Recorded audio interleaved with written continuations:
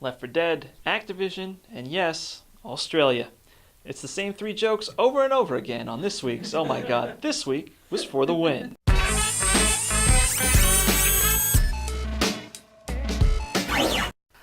Hello again, and welcome back for another edition of Oh My God, This Week Was For the Win. I'm your host, Luke Brown. Thank you. You might remember me from the New Releases show, the Collector's Edition show, or as the Grinch Who Stole Christmas. Yeah.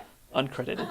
Anyway, slow week this week, but our crack team of writers managed to pick a few gems out of the garbage. Valve finally revealed the first batch of DLC for Left 4 Dead 2. The passing will not only include new maps, but will supposedly tie the second game into the first one, as Coach, Rochelle, Nick, and Ellis will meet up with the 4 protagonists from the first game, Francis, Lewis, Zoe, and Bill. The only thing that's bothering me about this is why Valve feels the need to cross over. I know the internet was abuzz with hate speak and declarations of never playing the new game since it was going to feature all new characters, but I was perfectly content to try and survive the outbreak from a whole new set of perspectives. I doubt that this DLC only came about to appease those few rabble-rousers with their panties in a bunch, and I'm not sure that Valve's just putting it out for the sake of DLC. I said that all wrong, but we'll move on. Just like I've moved on. Seeing the old gang again is going to be like seeing that girl you used to date, who you thought was really awesome, but you kind of drifted apart and you figured you'd never get over her because she was so cool. Then this new girl showed up one day. She was almost exactly like your old girlfriend, except hotter, and willing to do more things when the lights went down. You can't even remember the old chick's name anymore. But then one day, you run into her while you're out shopping with your new girl, and you have to introduce the two, and things are awkward, and you don't know what to say, and for a second, you think you got a shot at a threesome. But then your old girl's new boyfriend shows up, and he's slovenly and eating Cheese Whiz out of the container with his fingers, and you realize you just may have destroyed whatever chance your former flame had at a normal life by breaking her heart by not being there for her. So you part ways and go home to spend some quality time with your new girlfriend, and suddenly everything's okay again, and you totally forgot about what's her name. Yeah. Seeing Left 4 Dead 1 characters in Left 4 Dead 2 is a lot like that. Overextend the metaphor much, bro? Jesus. Nobody else ever had that happen? Anyway, you may have seen, heard, or actually played one of Activision's new peripheral-based IPs by now, like Tony Hawk Ride or DJ Hero. Based on the latest sales figures, I'm betting Bobby Kotick's kicking himself in the beanbag for allowing developers to try something new.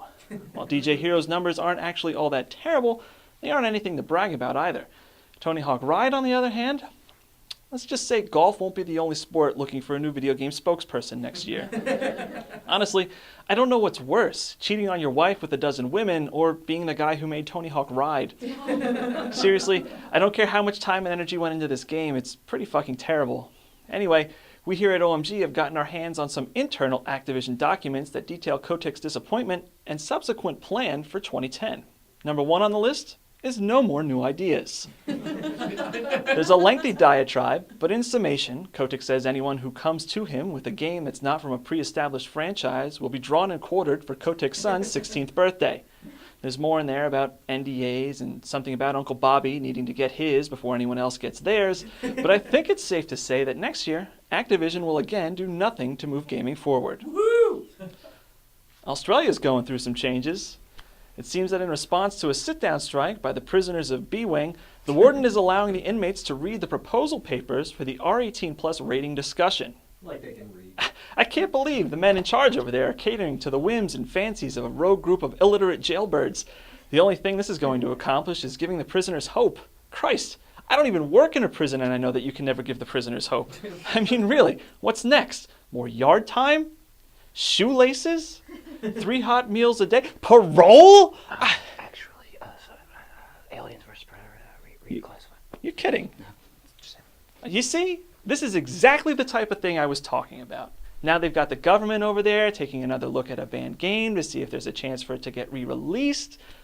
Fools. Before you know it, there's going to be another Attica. Only this time, the prisoners are going to win. And nobody wants that. We'll see you next time. Prisoners want that, yeah. No, well, they're nobody.